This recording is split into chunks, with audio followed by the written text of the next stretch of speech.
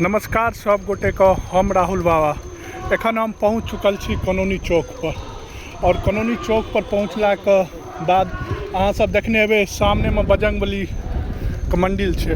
ओहि के ठीक सामने में अहाँ देखने हेबै राम जानकी के मंदिर बनि रहल छै। ओ भव्य ओ सुंदर देखला पर बनला के बाद पूरा बनला के बाद अहाँ के पता चलत की छै।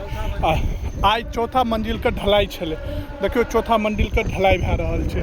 आई पर से अहाँ के गुम्बज बनते कम से 30-40 फीट ऊपर जेते। तो देख रहल छी अहाँ सब दूर दूर से देखियो। एहि पर चढ़ला के बाद देखियो सब खेत देखाइत हैत अहाँ सबके कतऽ कोन खेत छै की छै। चारू कता कन्हई देखाइत हैत अहाँ के।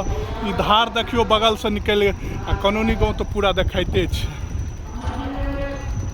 तो एहि पर बुझ सकै छियै कते खर्चा आयल हेतै। बहुत एतऽ ग्रामीण जतेक छलखिन सबके मदद से सहयोग से ई मंदिर के ढलाई भेलै हन।